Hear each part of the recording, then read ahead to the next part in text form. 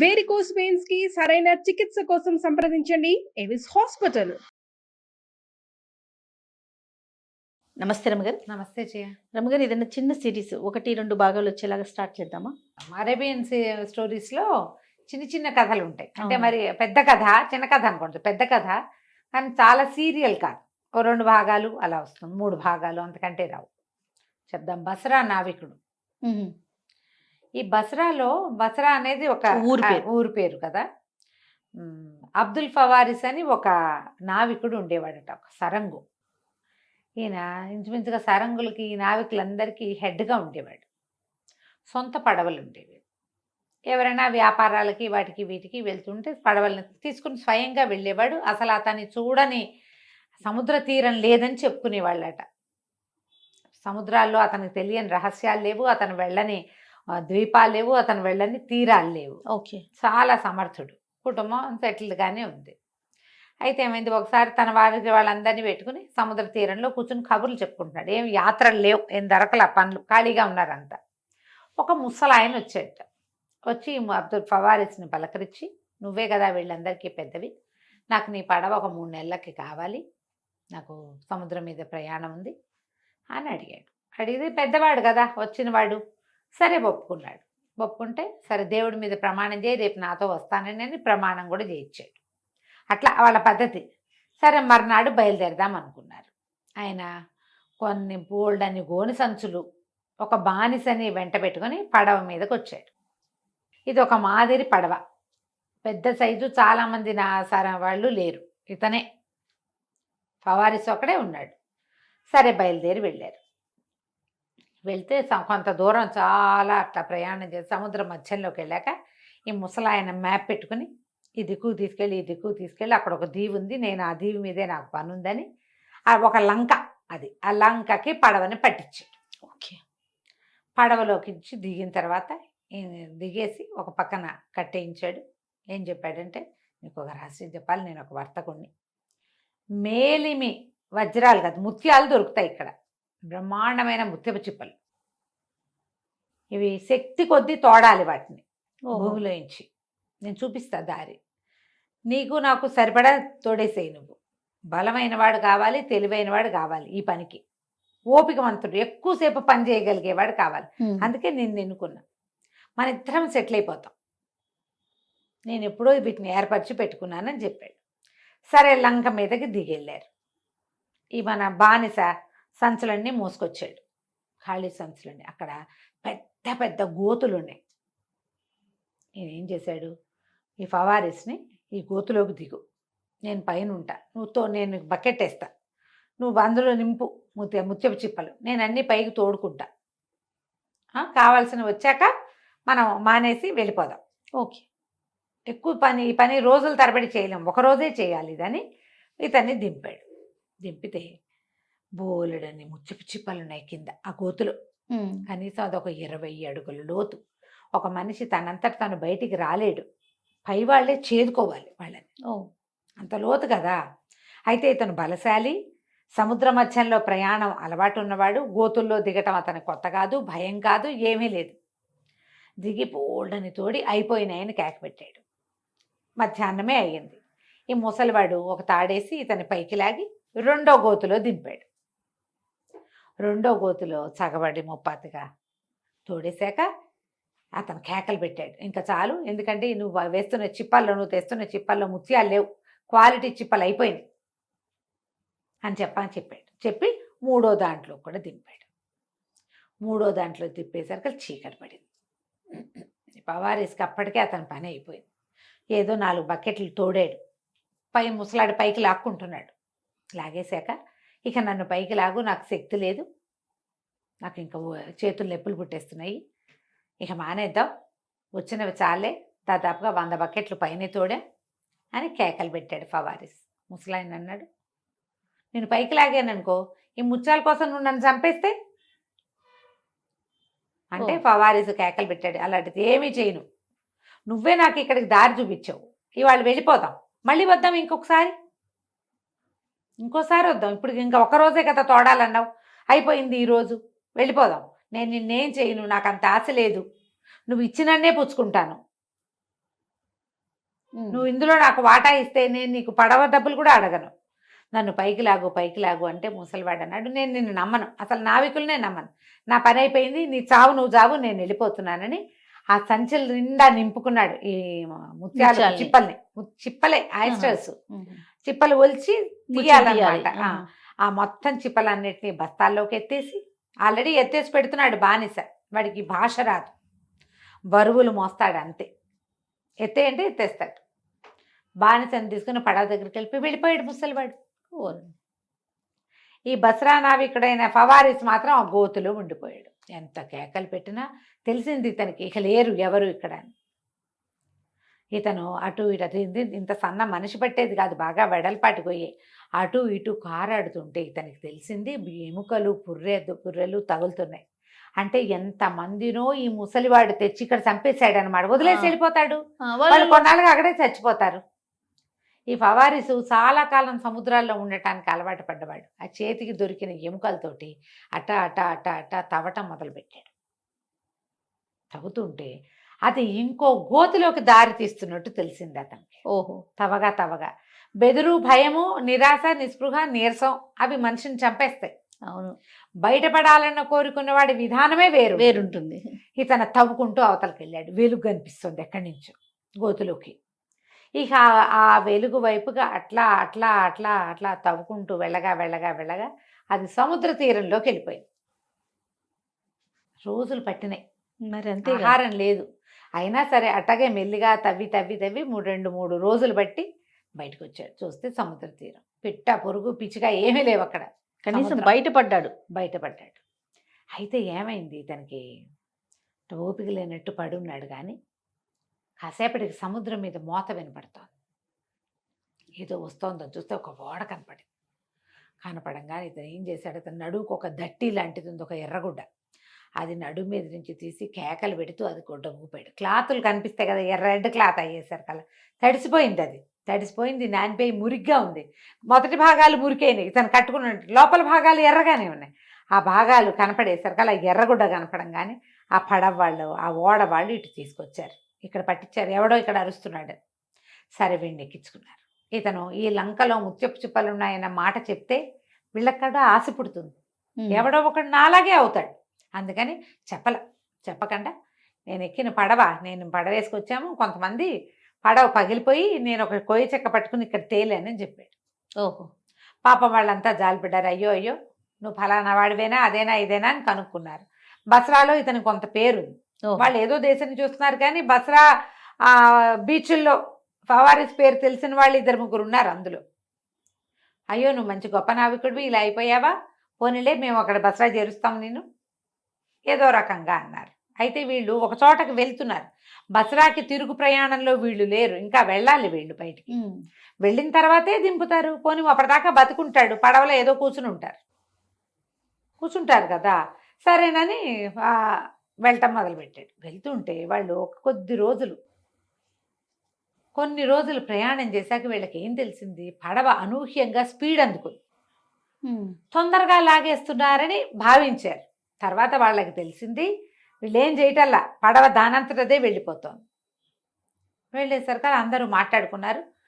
వాళ్ళకి సరంగులకు ఏమీ అర్థం కాలేదు ఏం జరుగుతుందో. ఫవారిస్కి తెలుసు, సముద్రయానాలు అలవాటు ఉన్నాయి కదా, అందరూ కేకలు పెట్టారు, నువ్వు చూడు నువ్వు సీనియర్వి కదా అనేసరికి ఇతను పైకెక్కి అతను తెలుసుకున్నాడు. అదేంటంటే అక్కడ బ్రహ్మదేవుడట, అంటే ఏమనాలి దాన్ని, ప్రవక్త అంటారు వాళ్ళు, లేదా ఏమనాలి, విధాత. సముద్ర మధ్యంలో ఒక సుడిగుండం లాంటిది ఏర్పాటు చేశాడు.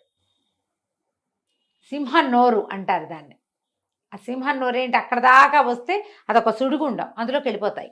ఓహో, ఎప్పుడైతే ఆ సుడి తిరుగుతుందో పడవ ఇక చుక్కాన్ని వాటితో సంబంధం లేదు, లాక్కెళ్ళిపోతుంది. అందులోకి వెళ్తే ఇంకా బయటపడడం కష్టం. స్పీడ్ ఎక్కిపోయి ఇది ఆ సుడిలోకి వెళ్ళిపోతుంది అనేసరికి పడవలో ఉన్న వాళ్ళు, ఓడలో ఉన్న వాళ్ళంతా గోలెత్తిపోయి ఏడ్చి శోకాలు పెట్టారు. మమ్మల్ని రక్షించు, నువ్వు సీనియర్వి, నీకు చాలా తెలుసు, ఏదో ఒక ఐడియా వెయ్యి అనేసరికి ఇతను ఏమన్నాడు, సుడిలో తిరుగుతూ ఉన్నా మనం మునిగిపోకుండా ఉండాలంటే ఒక ఉపాయం ఉంది. ఎవరైనా ఒకళ్ళు ఈ దీంట్లో సముద్రంలో దూకి ఈ పడవను ఒక చెట్టుకేసి కట్టేయాలి. పైన ఉన్నాయి, అక్కడ కొండ కూడా ఒకటి ఉంది, అక్కడ ఒక చెట్టుకేసి కట్టేయాలి. ఇది ఇక్కడిక్కడిక్కడిక్కడే తిరుగుతుంది. సరిగ్గా ఈ సూడి ఎక్కడ తిరుగుతోందో దీనికి పై భాగంలో ఒక కొండ, చెట్లు ఉన్నాయి. ఆ కొండ మీదకి వెళ్ళిపోయి ఆ కొండలో ఒక చెట్టుకేసి కట్టేస్తే ఇది తిరుగుతూ ఉంటుంది. తిరిగింది ఏంటో ఇట్లా కింద ఇలా వచ్చి గింగిరాలు తిరిగి మరి పైకి వస్తుంది కదా. అలాంటప్పుడు ఈ తాడు కట్ చేసుకున్నామంటే మనం బయటపడచ్చు. ఒక ఛాన్సే ఉంది, 1% అందరూ ట్రై చేయి దానికోసం ట్రై చేయమంటే ఈ ఫవారిస్ ఏం చేశాడు, పెద్ద మోకు తీసుకుని నీళ్లలోకి దూకేశాడు. సముద్రంలోకి దూకితే ఇతని టైం బాగుండి అలలు అతన్ని కొండ వైపుకే తోసాయి. ఆ కొండ వైపు ఉన్న ఒక పెద్ద చెట్టుకి ఈ పడవ తాలూకు ఈ షిప్ తాలూకు మోకుని కట్టేశాడు. కట్టిన తర్వాత ఏమనిపించింది, ఇప్పటికి 3 రోజులయ్యి వీళ్ళకి తిండి లేదు, ఏమైనా ఆహారం దొరుకుతుందేమో చూద్దామని వాళ్ళు ఒక రేవుకు పట్టిద్దాం అనుకున్నారు. అక్కడైతే తిండి దొరుకుతుంది అనుకున్నారు. ఆ రేవుకెళ్ళలా వాళ్ళు ఇటు వచ్చి ఇది లాగేసింది సింహన్నోరు వాళ్ళు. ఈ పైకెక్కితే ఆ కొండ మీదకి ఎక్కేసరికి ఆ కొండ పైన ఒక పెద్ద రాగి ఫలకం మీద రాసి పెట్టుంది, జగజ్జేతైన అలెగ్జాండరు ఒకసారి ఇక్కడికి వచ్చాడు. ఈ సింహన్నోరు తాలూకు దీన్ని కనిపెట్టి తన దగ్గర ఉన్న మహామేధావులు కొంతమందితోటి ఆలోచించి ఏం పెట్టాడంటే అక్కడ ఒక నగారా ఉంది.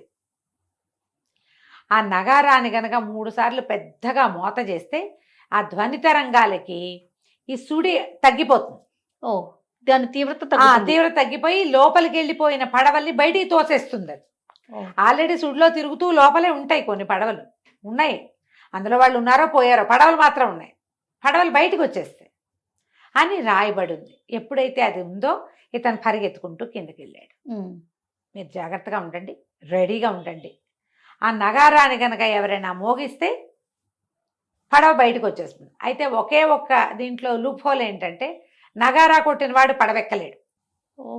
వీడు కొండ మీద నుంచి దిగి కొండెక్కాలి, అదంతా దిగి వచ్చేదాకా ఆ పడవ ఇక్కడ ఉండదు, పడవ వెళ్ళిపోతుంది కదా, పడవ అవకాశం లేదు అనేసరికల్లా అందరూ ఏడ్చి గగ్గోలు పెట్టారు. అయ్యో ఉపాయం తెలిసినా ఇప్పుడు మనం చేయలేము, మనలో ఎవడు చావుకి ఇది చేస్తాడు అంటే ఫవారిస్ అన్నాడు, నేను అసలు 4-5 వారం రోజుల క్రితమే గోతులో చచ్చిపోవాల్సిన వాడిని, ఏదో బయటపడ్డా, ఇంత దూరం వచ్చా, ఇంతమందిని కాపాడే అవకాశం భగవంతుడు నాకు ఇచ్చాడు, ఈ ఐడియా కూడా నేనే చదివా, నేను కొడతాను నగారా, బతికుంటే బల్సాకు తింటా, ఏదో ఒకటి వస్తా, లేకపోతే పోతాను. మీరేం చేస్తారంటే మీ పడవలో బోల్డ్ సరుకు, సగం సరుకు నా భార్య పిల్లలకి ఇవ్వండి, నా కోసం, మీకోసం నేను ప్రాణాలకు తెగించినందుకు సగం సరుకు ఇచ్చేసేయండి, ప్రమాణం చేయండి అన్నాడు. వాళ్ళందరూ ఒప్పుకున్నారు. వీడిని పొగిడి వేనవేలుగా నీలాంటి అద్భుతమైన వ్యక్తి ఉండటం వల్ల కదా ఇట్లా పోయింది, సీనియర్ ఉండటం వల్ల కదా, అనుభవజ్ఞుడు ఉంటే ఆ దారే వేరు చూడు పాపం. అందుకని అందరూ ప్రామిస్ చేశారు. చేశాక ఇతను ఫవారిస్ ఏం చేశాడు, ఆ మోకుని నేను ఊడదీసేస్తాను, మీ దారిని మీరు వెళ్ళిపోదురు కానీ అని చెప్పి ఆ పైకి వెళ్ళి ఆ తాడు ఊడదీసేసి ఆ నగారాన్ని 3 అక్కడున్న ఒక కర్ర పట్టుకుని గట్టిగా కొట్టాడు. అది టాంగమని పెద్ద మోత, ఎంత వైబ్రేషన్ వస్తుందో, ఖాళీ ప్రదేశం, అవునవును, ఆ కొండ పక్కనే సముద్రము, దాంతో ఆ నగారా 3 సార్లు మోగేసరికి రయ్యమని ఈ తిరుగుతున్న సుడి ఒక్కసారి రివర్స్ అయిపోయి మొత్తం ఆ లోపల ఉన్న వాటన్నిటి బయటికి తోసేసింది. వీళ్ళ పడవ అందులో తిరుగుతున్న ఓడ ఒక్క ఉదుటన సుడిలోంచి బయటపడిపోయింది. పడిపోగానే వాళ్ళు అందరూ చేతులుపి ఇతనికి పాయి చెప్పేసి పడవతో సహా వెళ్ళిపోయారు. ఫవారిస్ ఇక్కడ ఉండిపోయాడు. ఆ వెళ్ళిన వాళ్ళు బసరా చేరుకుని ఫవారిస్ వాళ్ళ ఫ్యామిలీని వెతుక్కుని తమ పడవలో ఉన్న సరుకుల సగభాగం వాళ్ళు ప్రామిస్ చేసినట్టుగా ప్రాణాలు రక్షించినందుకు ఇచ్చారు, సగం ఆ సొమ్ముని ఫవారిస్ కుటుంబానికి అప్పచెప్పేశారు. వాళ్ళంతా లబ్బో దిబొమ్మనేటిసారు, ఇంకా లేడు, ఇక రాడు, పోగొట్టుకున్నామని ఏడ్చి శోకాలు పెట్టి వీళ్ళు ఇచ్చిన సొత్తంతా లోపల పెట్టుకున్నారు. ఫవారిస్ గారు ఏమయ్యాడో మనం వచ్చే భాగంలో చూద్దాం. తప్పకుండా అండి, బాగుంది, ఇంట్రెస్టింగ్గా ఉంది. నమస్తే రమగారు. నమస్తే జయ. నమస్తే రమగారు. నమస్తే జయ. రమగారు, మనం బసరా నావికుడు వాడి కథ చెప్పుకుంటా ఉన్నాం. కొండ మీద ఆగిపోయాడు, పడవ మాత్రం గట్టుకొచ్చేసింది, వెళ్ళిపోయింది. సరే, ఇతను ఏం చేస్తాడు, ఏదో అట్లా నడవటం మొదలుపెట్టాడు. కొండ మీద దిగాడు, కొండ దిగాడు, సముద్ర తీరం వెంబడి నడుచుకుంటూ పోతున్నాడు. మధ్యలో కొండలు మిట్టలు ఏవో ఉన్నాయి. ఇతనికి దూరంగా ఒక ఎర్రటి బట్టలు చుట్టుకున్న వాడెవడో ఒకడు కనపడ్డాడు. అది ఎలా ఉంది, ఒక పచ్చిక బయలు లాంటిది ప్లేస్. పొడుగాటి వాడు 7 అడుగులు ఉన్నాడు ఏకంగా. ఆ వింతగా ఉంది ఆకారం. దగ్గరికి వెళ్ళి చూస్తే మనిషేవాడు. 7 అడుగులు, ఇతను 6 అడుగులు ఉన్నాడు, 6 పైన ఉంటాడు, అది 7 పైన ఉన్నాడు. ఒక శాలువా లాంటిది కప్పుకున్నాడు, పెద్ద కర్ర ఒకటి పట్టుకున్నాడు, గొర్రెలు మళ్ళేస్తున్నాడు. ఏం చేస్తున్నాడు? గొర్రెల్ని తిప్పుకుంటున్నాడు. తిప్పుకుంటుంటే ఈ కనపడేసరికల్లా ఎవరు నువ్వు ఏమిటి అని అడిగితే ఇది అన్నాడు. అనేసరికల్లా సింహం నోట్లో నుంచి తప్పుకున్నావంటే నువ్వు చాలా అదృష్టవంతుడివి, నేను కనపడడం నీకు ఇంకా అదృష్టం, రా నేను నిన్ను రక్షిస్తానని పిలిచాడు. ఎవడో ఒకడు మనలాంటి మనిషి ఒకడు కనపడితే ఇంకా అంతకంటే ఏముంది, నా ఇల్లు వాకిలి ఇక్కడే ఉన్నాయి అనేసరికి ఇతనేమనుకున్నాడు, ప్రస్తుతం ఇప్పుడు తిండి లేదు, ఆ పడవలో చివరి 3 రోజులు తిండి లేదు, పడవ వెళ్ళిపోయి అప్పుడే 2 రోజులు గడిచిపోయింది, ఆకలి, ఏదో దుంపలు ఒకటి ఎర్ర పీక్కు తిన్నాడు కానీ ఏం చాలటల్లా. ఈ గొర్రెలు అవి ఉన్నాయి అంటే ఎవరి దగ్గరైనా వాళ్ళ గ్యారంటీగా గింజలు ఉంటాయి, వాళ్ళ దగ్గర పాలు ఉంటాయి, గొర్రెపాలు ఉంటాయి కదా, కాబట్టి ఏదో మజ్జిగో పాలో తిండో పదార్థం దొరుకుతుందని వాళ్ళ వెనకాల పడి వెళ్ళాడు. అమ్మయ్య బతికిపోయాను అనుకున్నాడు. అతను తన దగ్గరికి తీసుకుపోయాడు. తీసుకెళ్ళి ఎట్లా ఉంది, అది ఒక కొండ లాగా కనపడుతోంది, పెద్దగా బందెల దొడ్డి లాంటిది ఒక దొడ్డు ఉంది. గొర్రెలన్నిటినీ అందులోకి తోలాడు. పెద్ద పెద్దవి ఎంత గొర్రెలు, కొండ గొర్రెలు అవటం వల్ల మన పొట్టేళ్ళు ఉంటాయి చూడు ఇంతెత్తు బలంగా, గొర్రెలే అంతంత ఉన్నాయి. ఇంకా అందులో మగవి ఇంకొద్దిగా బలిష్టంగా ఉన్నాయి. ఒక సుమారైన మనిషి వాటి మీద కూర్చుని స్వారీ చేయొచ్చు, అంత దిట్టంగా ఉన్నాయి. ఆ కొండ మీద గడ్డి తింటంతో. అయితే ఏమైంది, ఇతన్ని లోపలికి ఈ లోపలికి వెళ్ళని ఇంకొక గేట్, ఒక కొండరాయి లాంటిది అడ్డం పెట్టింది, ఆ కొండరాయి తీశాడు. ఇతన్ని నువ్వు లోపలుండు అని లోపలికి పంపించాడు. అంతకుముందు అతను పెట్టిన తిండేదో కాస్త అంత తిన్నాడు. లోపల చూస్తే ఓ 15 మందో 12 మందో ఉన్నారు. అందరూ ఏడుపుగొట్టుగా ఏడుచుకుంటూ కూర్చుని ఉన్నారు అక్కడ. అయ్యో, కాంతపాటి ఇదేమిటి, వీళ్ళు ఎవరు, ఎందుకు ఏడుస్తున్నారు? అందులో ఒకడు బోరమని ఏడుస్తూ, నువ్వు ఇంకొకడికి వచ్చావా, ఇక్కడివి ఇంకోడివి, వీడికి ఆహారం అవ్వటానికి మాతో పాటు అన్నాడు. అనగానే వీడు తెల్లపోయాడు. అదేమిటి, వాడు ఆ మనుషుల్ని తింటాడా అన్నాడు. అనేసరికల్లా అక్కడ లోపల ఏడుపు కొట్టుబడి చెప్పాడు, వీడు నరరూప రాక్షసుడు, అదే కాదు నరమాంస భక్షకుడు కూడాను వీడు రోజు ఇక్కడ ఈ పడవల మీద అక్కడ పడవలు పగిలిపోయి ఆ ద్వీపాలు చేరిన వాళ్ళని మోసుకొస్తాడు, వాళ్ళని ఇక్కడ పెడతాడు, రోజుకొకరిని చొప్పును విరుచుకు తింటాడు, ఏదో పెద్ద పడవ పగిలిపోయి బోళ్ళు మంది చేరాము ఇక్కడ, మమ్మల్ని ఒక్కళ్ళనే తింటున్నాడు, వాడు తప్పించుకోనివ్వడు, వాడు మనకంటే ఎత్తు, మనకంటే స్పీడ్గా పరిగెత్తాడు, వాడి చేతులు మన కాళ్ళకంటే పొడుగు. అనేసరికి వీడికి అర్థం కాలే ఏం చేయాలో. ఇది వీడి లోపల కూర్చుని వీళ్ళందరూ కుశలం కనుక్కుని మాట్లాడేటప్పుడు వాళ్ళంతా ఏడుపు కొట్టు మొహాలాగా ఏడుచుకుంటూనే ఉన్నారు. ఉన్నట్టుండి ఆ కొండరాయి తెరుచుకుని ఆ ఎర్రబట్టలు కట్టుకున్న వాడు లోపలికి వచ్చి వీళ్ళల్లో ఒక మనిషిని ఒడిసి పుచ్చుకుని బయటికి లాక్కెళ్ళి భక్షించి వాడి దారిని వాడు పడుకున్నాడు. పడుకునేసరికి వీడికి ఏం చేయాలో తెలియలే, పారిపోవాలనుంది ఫవారిస్కి.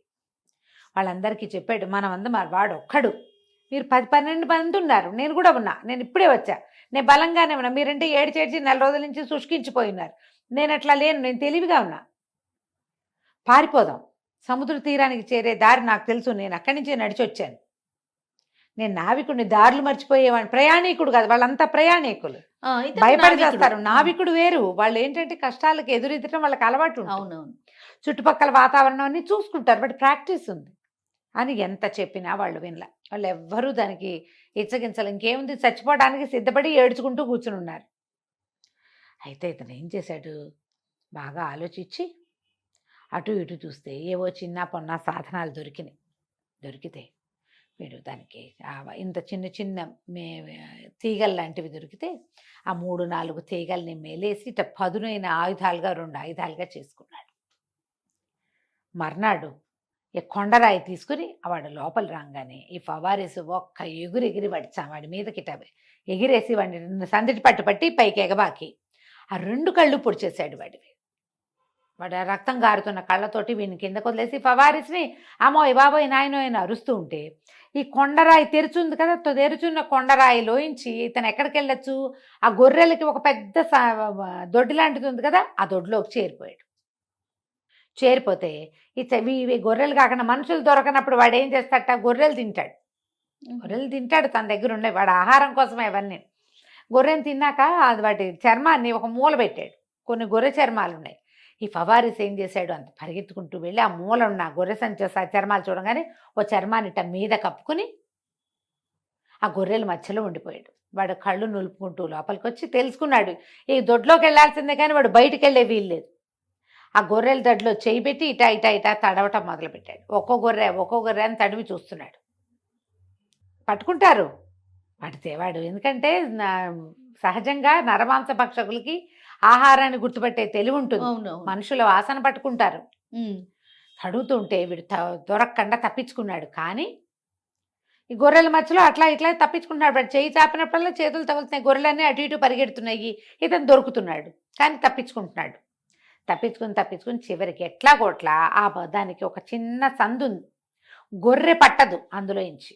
వీడు మనిషి కాబట్టి ఇట్లా ఇట్లా వంగుతాడు, అందులో ఇంచి దాన్ని తోసుకుని బయటికి రాబోయేసరికి ఆ బందెల దొడ్డి తాలూకు ఇది ఉంటుంది కదా దడి, అది విరిగిపోయి వీడు బయటపడ్డాడు. బయటపడంగానే ఎప్పుడైతే ఇట గొర్రె ఒకటి బయటికి దూకినట్టు తెలిసిందో ఆ వాడు కూడా ఆ రాక్షసుడు కూడా వీడు వెనకాల పడ్డాడు. ఆ నరమాంస భక్షకుడు ఫవారిస్ వెనకాల పడ్డాడు.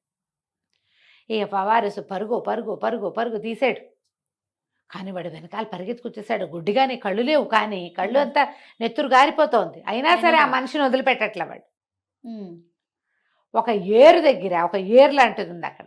ఆ ఏరు దగ్గర ఫవారిసు దొరికిపోయాడు. దొరికిపోతే వాటి గొర్రె బొచ్చు ఉంది కదా, వాడు అట్లా పట్టుకునేసరికి ఇతను ఏం చేశాడు, ఆ బొచ్చులోకి చేతులు దూర్చి ఉంచుకున్నాడు. తన మీద చేతులు బయటికి లాగేసాడు. లాగంగానే ఆ బొచ్చు వెళ్ళి వాడి చేతిలోకి వచ్చేసింది. వీడు ఒక్క ఉదుటిన గేట్లో పడిపోయాడు. వాడికి నీళ్లు భయం. ఆ రాక్షసుడికి నీటిలోకి రాడు. నీళ్ళలోకి రాలేక అక్కడి నుంచినే పెద్దగా అరిచాడు, కేకలు పెట్టాడు. ఆ గొర్రె బొచ్చు అంతా చించి ముక్కలు చేసి విసిరేశాడు. ఫవారిస్ మాత్రం దొరకల. ఎందుకంటే అతనికి కనపడుతుంది, వీడికి కనపడదు. అదే కదా తేడా వాళ్ళిద్దరికి. ఎప్పుడైతే ఈ ఏట్లో పడ్డాడో ఇక అక్కడి నుంచి గీదుకుంటూ ఇంకో పక్కకి పరిగెత్తాడు, వెళ్ళిపోయాడు. ఆ ఏరు దాటేశాడు. ఏటికి యువతల వీడున్నాడు, ఈ నరమాంస భక్షకుడు. ఇక వెళ్ళగా వాడికి ఒక ముసలాయన కనిపించాడు ఈ ఫవారిస్కి. ఎంత ముసలివాడు. ఆ ముసలివాడిని చూసేసరికల్లా ఎటా వచ్చావు ఇక్కడికి అని అడిగాడు. అంటే అక్కడ ఒక నరమాంస భక్షకుడు ఉన్నాడు, వాడి కళ్ళు పొడి చేసి వాడి దగ్గర నుంచి పారిపోయి ఇచ్చాను. అంతకుముందు పడవ సింహం నోట్లోంచి బయటకు వచ్చాంటే, అబ్బో నువ్వు చాలా అదృష్టవంతుడివి, వాడిని తప్పించుకున్నావంటే మరీ తెలివైన వాడివి, మా దగ్గరుండి పని చేసి పెడుతూ కానీ నాకు అని పిలిచాడు. పొలంలో పని చేయి, నీకు తిండి పెడతానన్నాడు. సరేనని ఒప్పుకుని వాడి వెనకాల వెళ్తే వాళ్ళింటో కూడా 3 మనుషులు ఉన్నారు లోపల. వాళ్ళు నరమాంస భక్షకులే. అయితే ముసలాడు ఎక్కువ తింటాడు, వాడికి ఒక పెళ్ళం ఉంది ముసిలిది, అది తిందు. అయితే ఈ ఫవారిస్ ఏం చేశాడు, ఆ ముసలమ్మ దగ్గర చేరి, నీకు కావాల్సిన పని చేసి పెడతా, నన్ను తిన్నివ్వద్దు, ఆ లోపల ఉన్న వాళ్ళంతా బక్కవాళ్ళు, వాడికి మాంసం తప్పిస్తే ఏం లేదు, నాకు బోల్డ్ అంత తెలివి ఉంది, నీకు పనులు చేసి పెడతానని దానికి అక్కడ పొలాలు దున్నటము, గింజలు పాతటము, కాయలు కోయటము, ఇట్లాంటి పనులు చేసి పెట్టాడు. దాంతో ముసలిది సరేనని వీడిని నా దగ్గర నుంచి వీడిని తినడానికి వల్ల కాదని మొగుడిని గట్టిగా చేసి పెట్టింది. సరే, అక్కడ కాస్త కొంచెం టైం కలిసి వచ్చింది కదా, వీడు మెల్లిగా అక్కడ అలవాటు పడ్డం మొదలుపెట్టాడు. రోజు పొలంలోకి వెళ్ళి అవి ఇవి తేవటం చేసి ఒకసారి ఏం చేశాడు, ఒక తేనె పట్టును చూశాడు. తేనె పట్టును చూసి ఓ ఇంత తేనెని ఇంత చుక్కలు పడుతుంటే ఒక చిన్న ఆకు దున్నెలోకి పట్టి తీసుకొచ్చి సాయంత్రం ఆ ముసలమ్మకి రుచి చూపించాడు. తన జీవితంలో ఎరగదు తేనె రుచి. ఎప్పుడైతే తేనె చూసిందో, ఆహాహా ఎంత బాగుంది, పట్టుకురా ఇది పట్టరా అంటే, ఇది నా ఒకటితో అవుతుంది అనుకున్నావా, 2 మనుషులు కావాలి, దానికి 2 కావాలి, ఇవి ఉన్నది కాదు, పొద్దునుంచి సాయంత్రం దాకా పడుతుంది, దీన్ని అక్కడెక్కడో ఇంకా ఉండుంటే ఒక తేనె తుట్టు ఇక్కడ ఉందంటే దీనికి అవతలగా దిక్కులు చెప్తాడు, ఆ దిక్కుల్లో ఇంకా ఎక్కువ ఉంటుంది, అక్కడికి వెళ్ళాలి, ఈ తాతని నాతో ఇచ్చి పంపించు, నేను చేస్తాను అన్నాడు. అనేసరికి సరే ఒప్పుకుంటే సరే వాళ్ళ దగ్గర కొన్ని కత్తి కటారు సామాన్లు అన్నీ ఉన్నాయి. వాళ్ళు మొదటంతా వీడికి తాడు కట్టి తిప్పేవాళ్ళు. ఫవారిస్కి తాడు కట్టి వాడు ఆ తాడు ఉన్నంత మేరే తిరిగేలాగా కొంచెం నమ్మకం వచ్చాక వదిలిపెట్టారు. ఇప్పుడు ఏం చేశాడు, ఈ ముసలాన్ని వెంట పెట్టుకుని ఎక్కడికో తీసుకుపోయాడు. తీసుకెళ్ళి ఓ చోట తేనె పట్లు చూపించి, కొంచెం తేనె రుచి చూపించి వాడిని చెట్టు కట్టేసి, నువ్వు ఇక్కడే ఉండు, నేను మళ్ళీ వస్తానని ఆ కొండ మీద నుంచి కిందకి దిగెళ్ళిపోయాడు సముద్ర తీరంలోకి. ఇక ముసలివాడు ఆ కొండ దిగి వచ్చి తన వెంబడబడి తన పట్టుకునే ఛాన్స్ లేదు.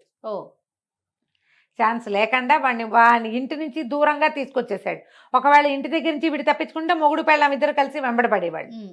పెళ్ళాం అక్కడెక్కడ ఉంది, సాయంత్రం తేం తెస్తారని అది హాయిగా కూర్చుంటుంది దాని దారిని. అది ముసలాడు ఇక్కడ కట్టేసి ఉన్నాడు ఈ ముసలతను. ఇంకా ఇతను వెళ్ళేది వచ్చేది లేదు, ఏం లేదు.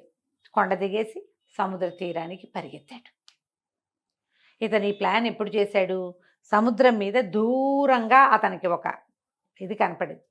ఆ ఓడ ఈ దిక్కుకే వస్తుందని తెలుసుకుని ఈ ప్లాన్ చేసి ఆ ఓడ ఇటువైపుకి వచ్చే సమయానికి దిగెళ్ళిపోయాడు కిందకి. ఇతను నావికుడు అవ్వటం వల్ల ఇది కుదిరింది. ఎన్ని రోజులు గడిచిపోయాయో ఈ గొండాటనలో పాపం.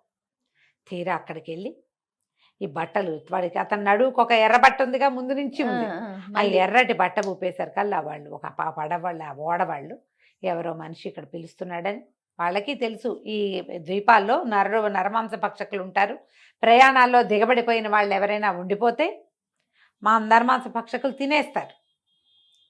వాళ్ళకి ఇట్లా నాగరికుల్లాగా తెలివైన ఐడియాలు ఉండవు.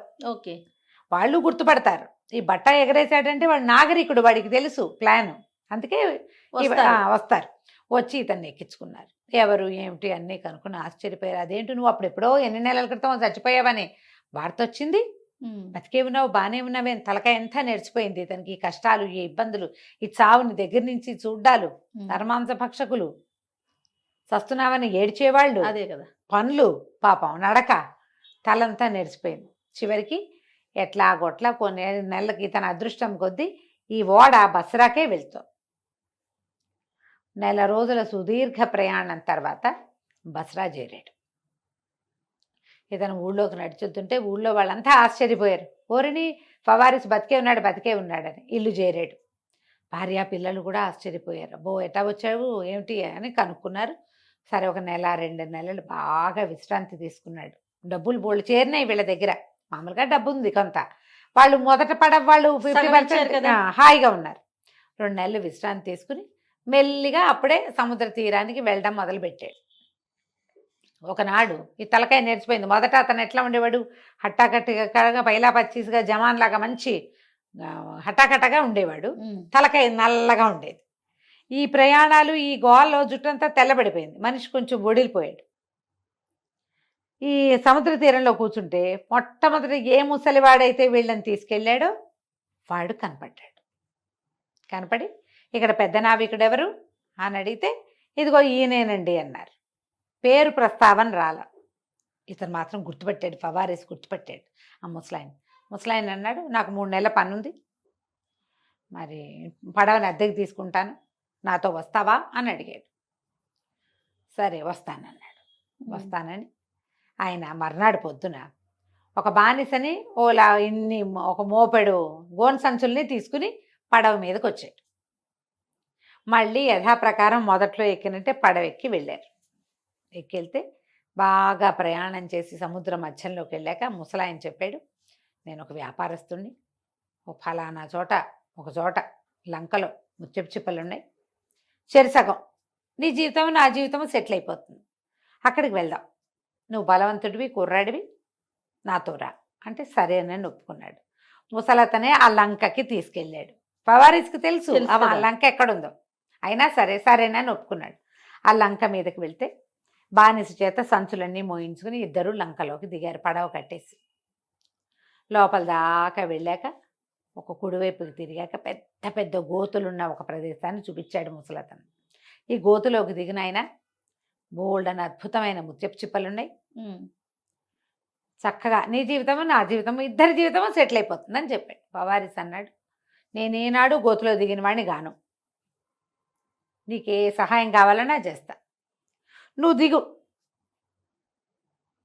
అసలు దిగి చూపించు నాకు, ఆ గోతులో దిగటం ఏమిటో తెలీదు, నువ్వు నన్ను పడవదేమన్నావు కానీ గోతు మాట ముందే చెప్తే ఎవరినైనా స్నేహితుడిని తెచ్చేవాడిని, నువ్వు చెప్పలేదుగా అక్కడ, పడవ మీదకి ఎక్కాక ఇక్కడ దిగాక చెప్తున్నావు గొయ్యి మాట, నాకు తెలీదు, నేనేనాడు దిగల, నిత్యం లేనిదే దిగలేను అసలు నేను, ఇదేమో తాడుచ్చుకుని దిగాలి, తాడు పట్టుకుని కిందకి దిగాలి, పైగా నువ్వు సన్నటి వాడివి, నేనేమో బలశాలిని, నన్ను నువ్వెట్టా దింపుతావు, నిన్నైతే నేను ఈజీగా దింపుతా, ఈజీగా లాగుతా కూడా, నువ్వు దిగని ముసలాతన్ని బలవంత పెట్టాడు. ఈ ముసలాతను అన్నాడు, సరే ఓ గోతులో నేను దిగుతా, నన్ను చూసి రెండో గోతులో నువ్వు దిగుతావా అన్నాడు. తప్పకుండా దిగుతాను, ముందు నువ్వు దిగమన్నాడు. పవారిస్ ఏం చెప్పాడు, "ఇదిగో నువ్వు దిగు, చూపిస్తే నాకు అనుభవం వస్తుంది కదా." అవును. అనేసరికి సరే ముసలి అతను ఒప్పుకొని గట్టిగా కట్టుకుని తాడు పుచ్చుకొని గోతులోకి దిగాడు. దిగితే బోల్డని ముత్యపు చిప్పలున్నాయి. ఆ గోతుల్లోకి ముత్యాలు ఆయిస్టర్స్ వస్తాయట. ఆ గోతులు అందుకు తవ్వి పెట్టారు. సముద్రంలోంచి ఇక్కడికి ఊరతాయి అవి, అదేలే. ఆల్చిప్పలు లాంటివి. ఇక ముసలివాడు తోడడం మొదలుపెట్టాడు. ఒక 20-30 బకెట్లు వచ్చినాయి పైకి. ముసలివాడు వగరుస్తూ చెప్పాడు, "నా వల్ల కాదు, ఇంకా నేను ఇంకా చేయలేను, నేను ముసలివాడిని, అశక్తుడిని, నన్ను పైకి లాగే. ఎన్ని వచ్చినాయో అన్ని వచ్చినాయి, నువ్వు దిగుతానంటే రెండో దాంట్లో దిగు, నువ్వు దిక్కపోయినా పర్వాలేదు, సగం వెళ్ళిపోదాం. వెళ్ళిపోదాం. నన్ను పైకి లాగు, నన్ను పైకి లాగు" అని పిలిస్తే పవారిస్ అన్నాడు, "లాగాను, నిన్ను లాగుతాను. ఇది వరకు నువ్వు నన్ను లాగేవు కదా, నన్ను గోతులో దింపి నన్ను వదిలిపెట్టి వెళ్ళిపోయావు ముసలినక్క నువ్వు. నాకేదో నా పిల్లల అదృష్టం బాగుండి నేను బతికొచ్చాను. యువకుడిని, నాకు ఇంకా బతికేందుకు నూకలనే, నువ్వు ముసలాడివి, నీకెందుకు? సంవత్సరం క్రితం నన్ను ఈ గోతులో దింపి చావుకి నన్ను వదిలిపెట్టి వెళ్ళిపోయావు. నువ్వు అక్కడే ఉండు, నేను నిన్ను బయటికి లాగేది కల్లా" అని చెప్పి, ఆ బానిసకి భాష రాదుగా, ఇవన్నీ ఎత్తి మనం వెళ్ళిపోదాం అది అని చెప్పి ఆ ముసలివాడిని అక్కడే వదిలేసి, ఇంకేమైపోతాడు వాడు, వీరు కాబట్టి తవ్వుకుని వచ్చాడు, ముసలివాడి వల్ల అవ్వదు, అవుదుగా, పైగా ఇవన్నీ తోడి వాడి దుంప తెగిపోయింది అని చెప్పేసి ఆ ముత్యపు చిప్పలన్నీ తీసుకుని ఆ బానిసని వెంట పెట్టుకుని తన పడవ దగ్గరికి వచ్చేసాడు. వెనక్కి వచ్చేసాడు బస్రా నగరానికి. బానిసకి డబ్బులు ఇచ్చి పంపించేశాడు. వాడు కేవలం ఏంటంటే వస్తువులు మోయడానికే వచ్చాడు. ఈ తెచ్చిన ముత్యపు చిప్పలు మామూలు కాదవి, ఎంత అద్భుతమైన ముత్యాలు వచ్చినాయో వాటిలలోంచి. ఇతను ఎక్కడి నుంచి తెచ్చాడో బస్రాలో ఎవ్వరికీ తెలియదు. ఆ ముత్యాలు అమ్మి తన దగ్గరున్న సంపదకి 4 రెట్లయిందట వాటితోటి సంపాదన. ఆ తర్వాత అతను ఎప్పుడు మళ్ళీ పడవెక్కల. అదే అతని ఆఖరి ప్రయాణం. భగవంతుడు నాకు చావును చూపించి మళ్ళీ సంపాదించేందుకు, పగ తీర్చుకునేందుకు నాకు అవకాశం ఇచ్చాడు. ఇక మళ్ళీ నేను ఇంకే చెయ్యను ఈ సాహసం అని చెప్పి ఒట్టు పెట్టుకుని హాయిగా వ్యాపారం చేసుకుంటూ బస్రా నగరంలోనే ఉండిపోయాడు బస్రా నావికుడు అబ్దుల్ పవారిస్ కథ కంచికి మనం ఇంటికి. చాలా బాగుందండి. నమస్తే. నమస్తే.